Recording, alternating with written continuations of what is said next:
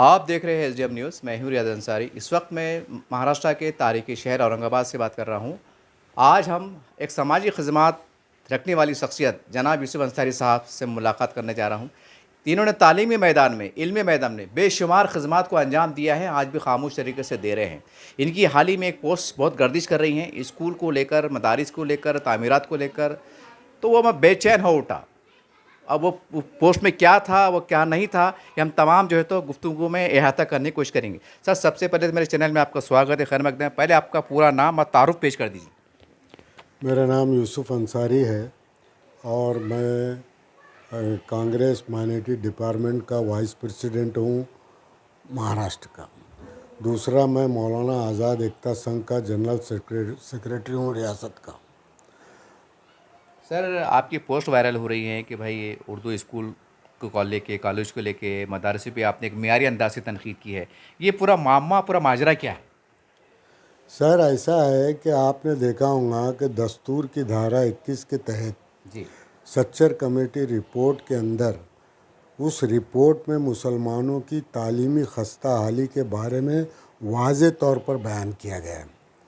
और हम देख रहे हैं कि मुसलमान गुर्बत की वजह से पढ़ नहीं पा रहा है।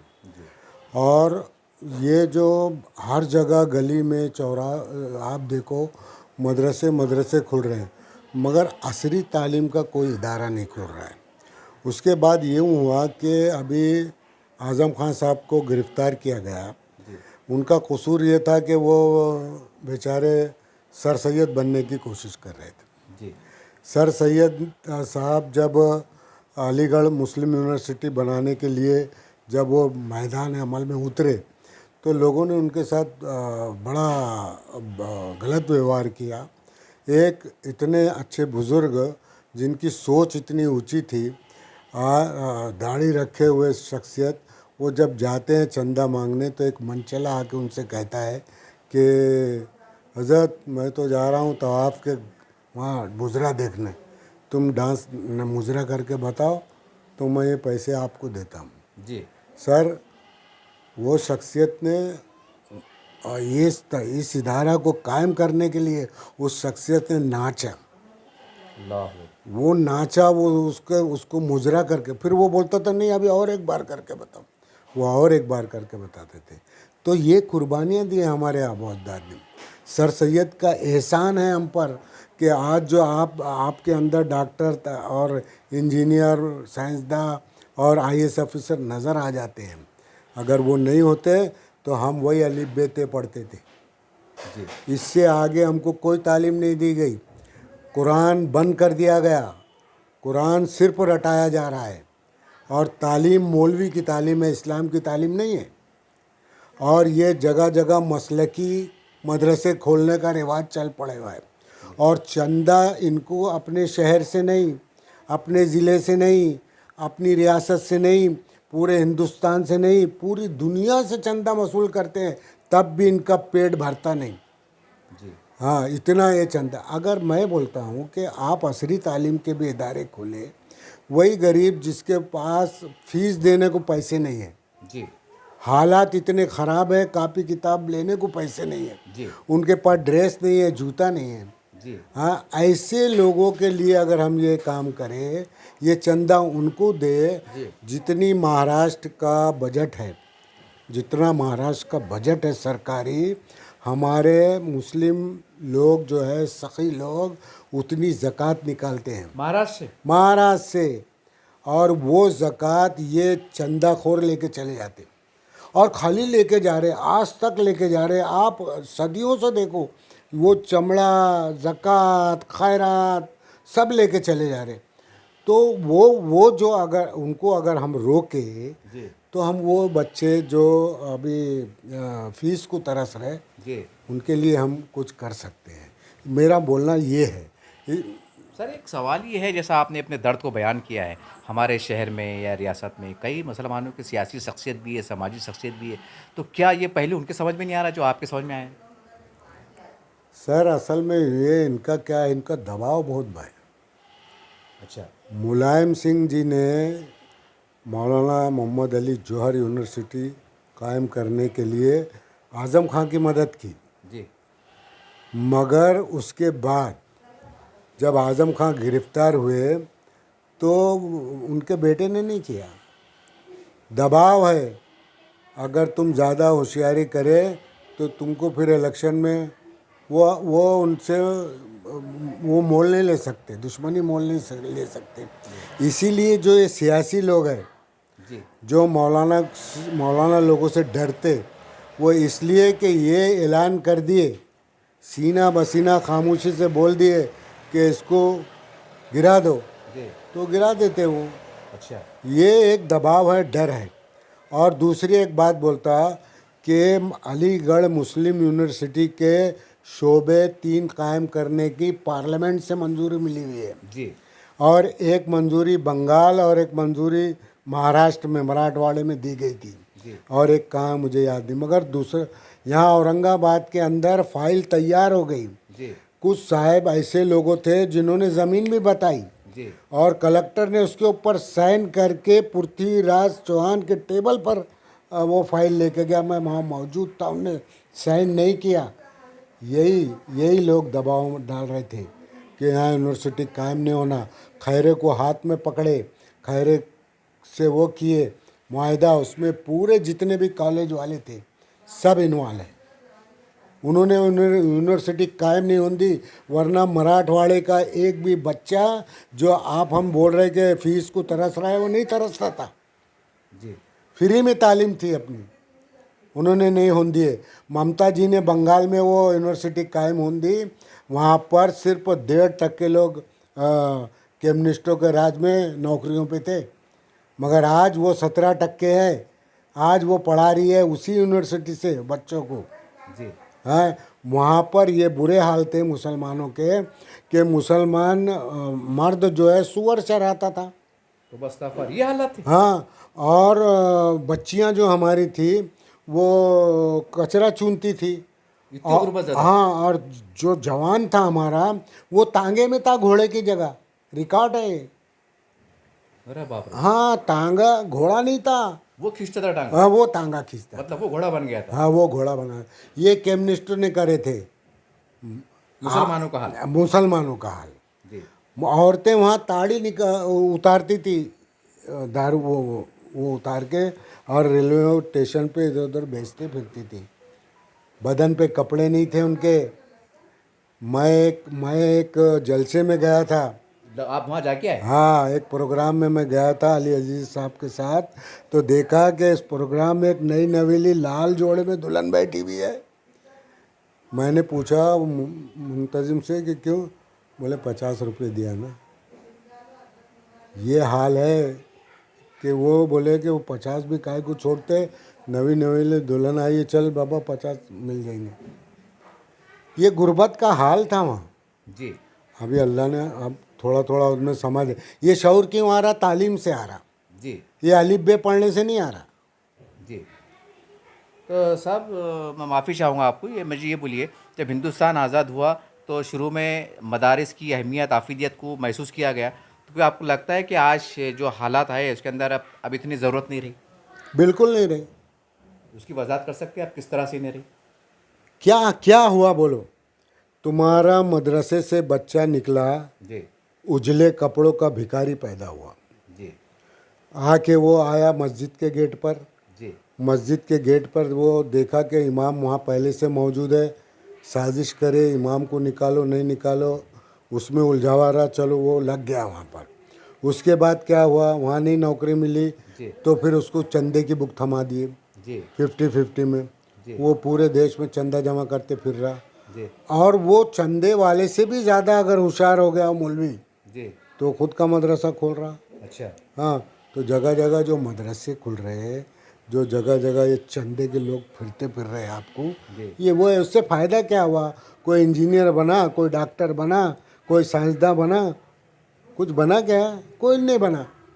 लेकिन आज हम एक नई रविश में अगर देख रहे हैं अकल कुएं के मारिफत में, तो कई उनके कॉलेज, मेडिकल कॉलेज भी खुल रहे हैं। तो अब ये नई तब्दीली को कैसे महसूस करते हैं? अच्छी बात है।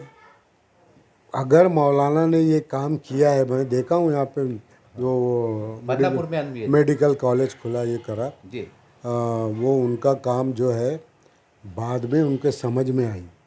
लेट हुए मतलब। बहुत लेट हुए। और उन्होंने वहाँ पर अक्कल कुएं में वो अरबी का ही मसला था, दीनी मसला था, उससे आगे नहीं जा रहा था। जी मगर जब लोगों के समझ में आया, जब बोले उनको और जब उनके समझ में आया तो उन्होंने एक ही उन्होंने सोचे और कॉलेज कायम करवा लिए। जी हाँ, मेडिकल कॉलेज अहमद पटेल साहब ने करके दिए वो। जी। अल्लाह उनको जन्नत नसीब करे, आमीन। इंतकाल हो गया तो उन्होंने करा के दिए। तो इस तरह की सोच पैदा होना ना, ऐसा डेवलप होना ना, ये सोच भी डेवलप नहीं करते। आज वो बेचारे जेल में है, जेल की सलाखों में है। वो इसलिए है कि उनने यूनिवर्सिटी कायम किया आजम खान ने, जी और जेल की सलाखों के पीछे बैठा हुआ है। उसका खानदान बैठा, उसकी बीवी बैठी हुई है, उसके ऊपर बकरी चोरी, भैंस चोरी, न जाने क्या क्या इल्ज़ामात लगा दिए और छोटे छोटे मामले में उनको अंदर कर दिए। जी तो क्यों? और ये जो दूसरे जो सियासी लोग जो बीच में नहीं आ रहे हैं, वो क्यों नहीं आ रहे? मौलवी की वजह से।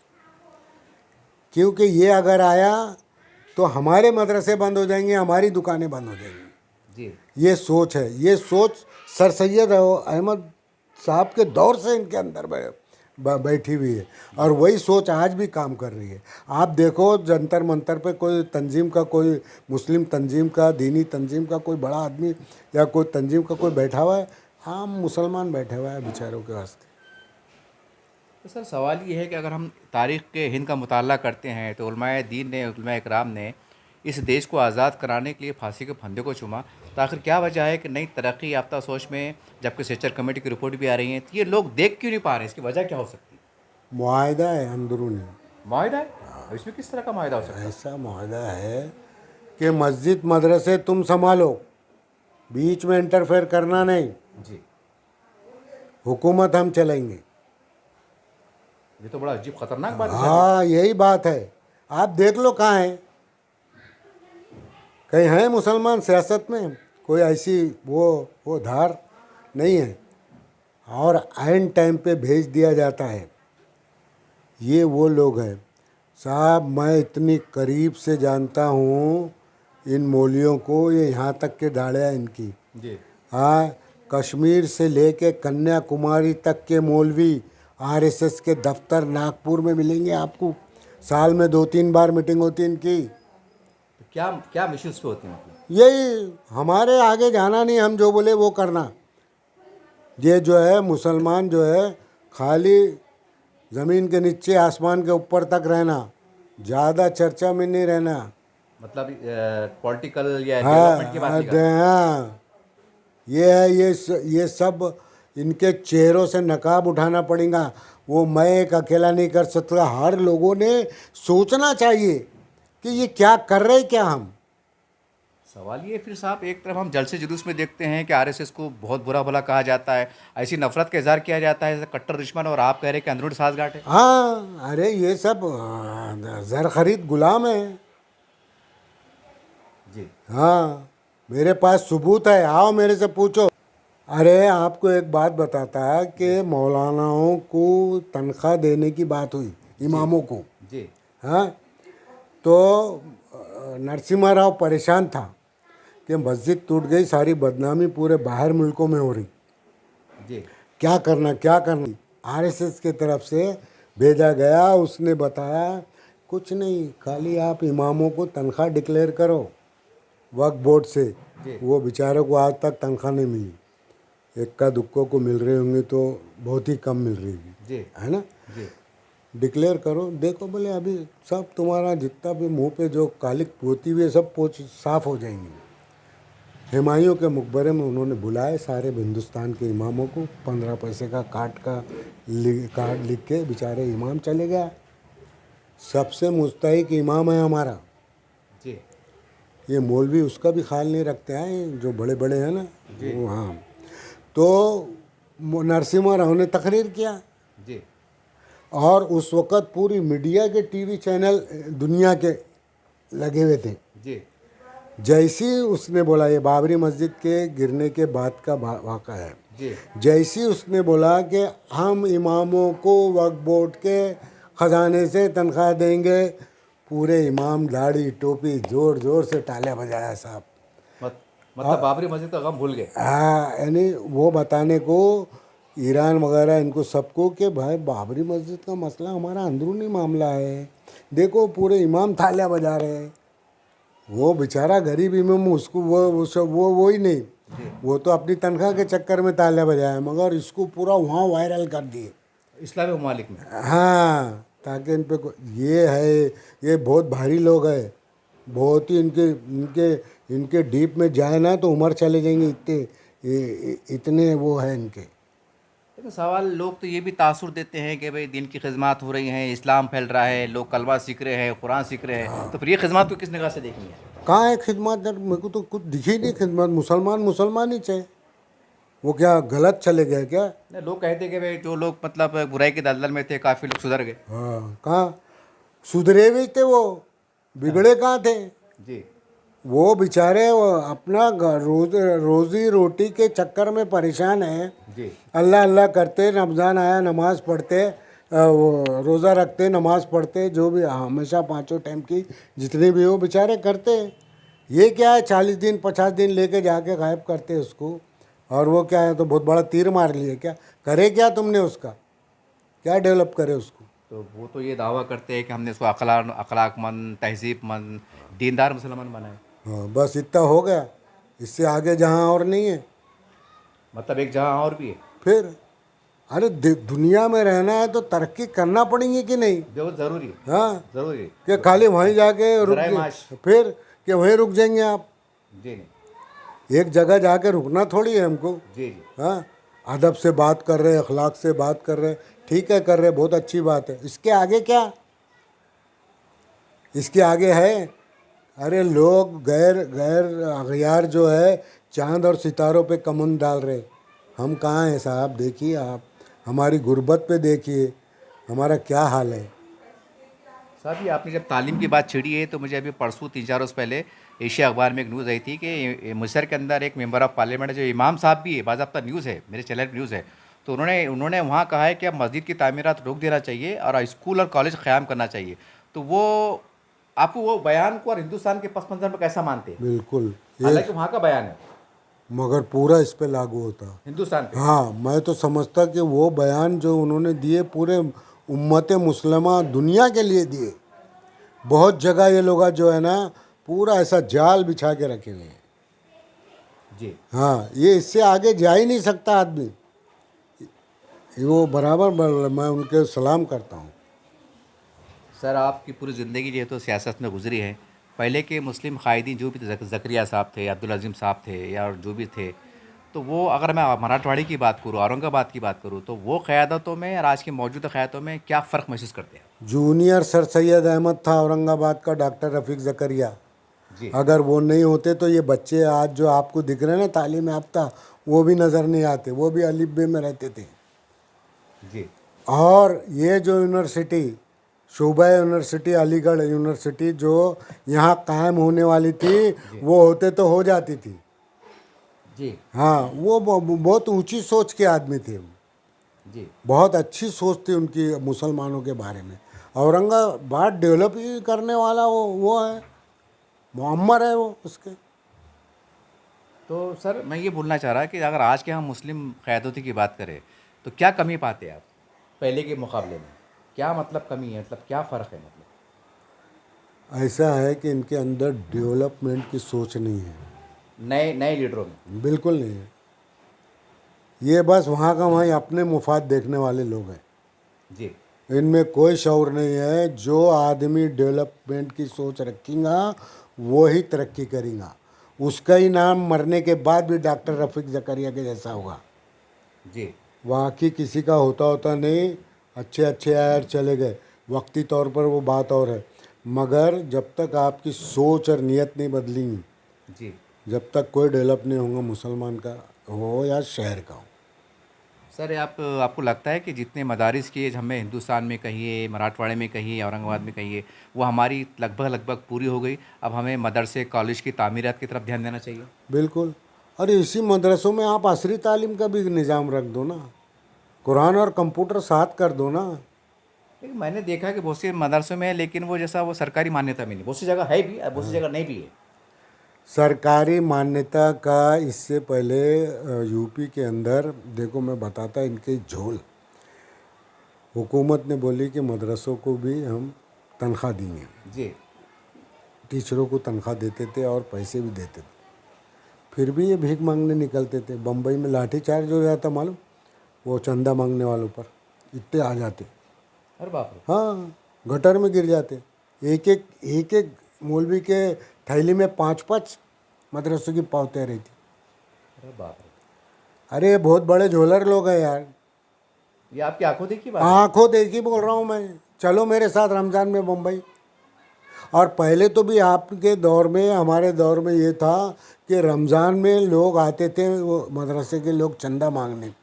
आज तो असर में, मगरिब में, जोहर में, फजर में कभी भी नज़र आ रहे।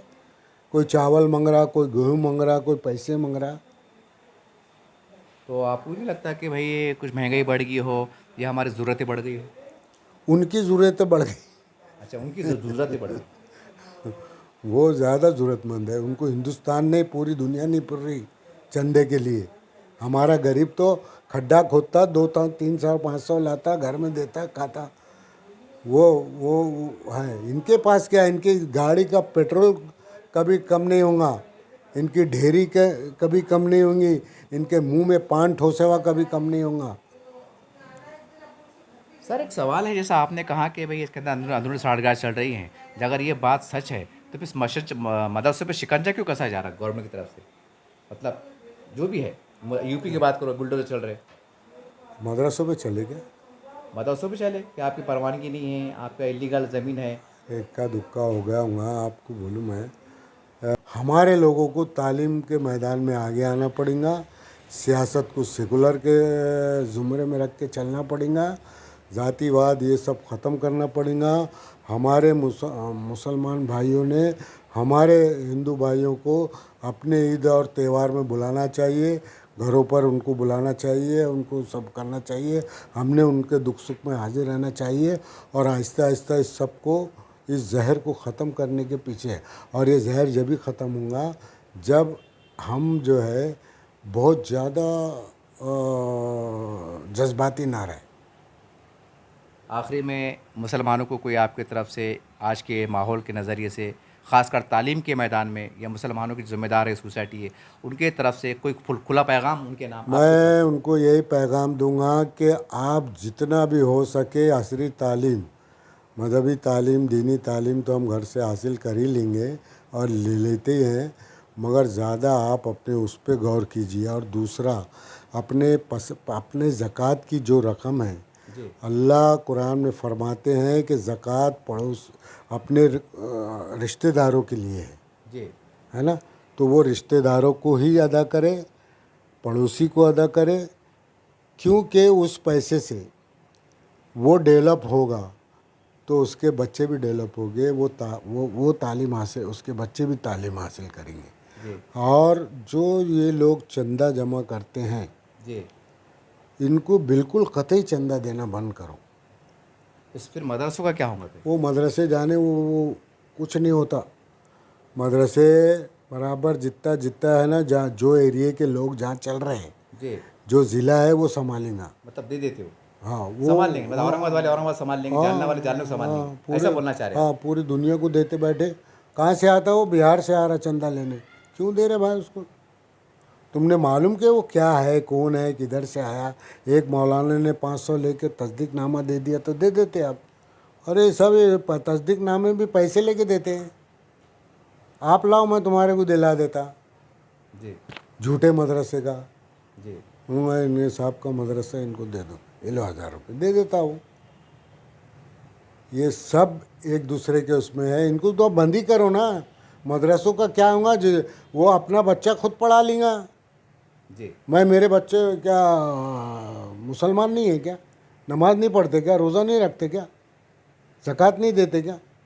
जी, आपका बच्चा हिंदू हो गया क्या असली तालीम हासिल कर रहा? तो मदरसा ज़रूरी है क्या?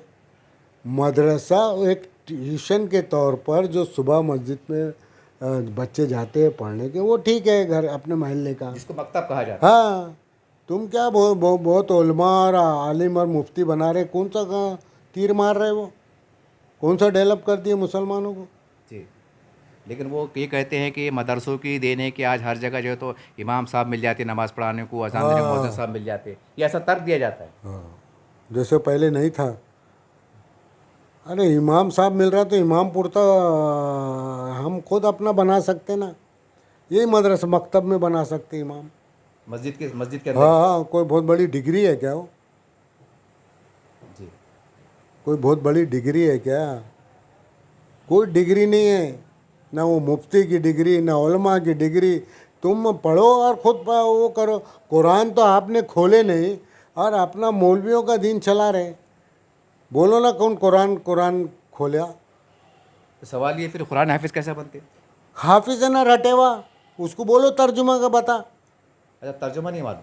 तर्जुमा किसी को नहीं मालूम है, तर्जुमा तो छुपाया गया है। जैसे ब्राह्मणों ने संस्कृत छुपाए थे, अगर जो याद कर लेता था तो उसके सुन लेता था तो उसके कान में शीशा पिघला कर डाल दिया जाता था। जी, इसी तरह हमको अरबी से नाबलद रखा गया। मतलब कुरान में क्या लिखा हो ये नहीं बताया। हाँ, हमको खाली रटा दिया गया। हाफिज कुरान है तो बहुत तो वो रटे हुआ है ना, वो बेचारा तोते के जैसा। आखिरी में फिर वापस से आपका पूरा नाम और ओहदा बता दीजिए। सर, मेरा नाम यूसुफ अंसारी है और मैं मौलाना आज़ाद एकता संघ का रियासती जनरल सेक्रेटरी और कांग्रेस माइनॉरिटी डिपार्टमेंट महाराष्ट्र का वाइस प्रेसिडेंट हूँ। देखिए, इस तरह से जनाब अंसार साहब से मेरी मुलाकात हुई और इनकी एक पोस्ट वायरल हो रही थी और इन्होंने कहा था कि भाई ठीक है, इन्होंने कोई ऐसे मुखालिफत ज़ाहिर नहीं की मदरसों के उनके, लेकिन जो आज के मौजूदा हालात में हमारे मुसलमान के बच्चों को कॉलेज की असली तालीम की कितनी ज़रूरत है, ये हमारा भी सर्वे है। मैंने भी कई बार न्यूज़ बना के डाला हूँ और बहुत चिल्ला के मैंने भी कहा हूँ, लेकिन अफसोस की बात है कि उसके ऊपर कोई हंगामा मीटिंग नहीं हुई कि क्या बात है क्या नहीं है। हमारे पास कोई सिस्टम नहीं है, ये ऐसा देखने में आता है। तो बहरहाल इनकी बहुत सी बातें बड़े हिस्सास नौइयत की है। अब जो भी है वो आपके सामने है, आवाम के सामने है, ज़िम्मेदारों के सामने है। और आपसे ददमंद अपील है कि इसके अंदर जज्बात में ना आते हुए, इश्तिहार में ना आते हुए, आज के मौजूद हालात में क्या वाकई इनकी बात में उतनी सच्चाई है, क्या वाकई ये सारे मामला चल रहा है? अगर कुछ चल रहा है तो उसके रास्ते क्या है, हम कैसा आगे बढ़ सकते हैं, कैसी गलतियों से हम इस्लाह कर सकते हैं, इसकी आज ज़रूरत है। ना कि आपस में कपड़े फाड़ने के, ना किरदार कशी के। मैं उम्मीद करता हूँ कि एक मियारी तौर से एक मुस्बत अंदाज से बातचीत हुई है, ना ये किसी मुखालिफत में, नहीं एक तामीरी बात है। इसमें ज़रूर कुछ तल्ख़ बातें हैं, तल्ख़ जो भी अल्फाज की अदायगी है, लेकिन एक कौम के नज़रिए से है। उसके नज़रिए से उम्मीद है कि तमाम जो सियासी हो, मजहबी हो, समाजी हो, आप इस हिस्सास मौजू को, जैसा सर सईद अहमद ख़ान के बारे में उन्होंने कहा कि उन्होंने नाचे, तो ये मैं समझता हूँ कि आज कौन सा सियासी लीडर है जो मुसलमान के लिए कुर्बान दे सकता है? नहीं दे सकता है साहब, ये सच्चाई वाली बात है। तो आज हमें सर सैयद अहमद ख़ान के इस मॉडल को और आज़म खान साहब के मॉडल को सामने रखकर असरी तालीम में कैसा बढ़ा जा सकता है, इसकी आज सोचने की और समझने की ज़रूरत है। देखते रहिए आप अजनम न्यूज़ चैनल। जय हिंद, जय महाराष्ट्र।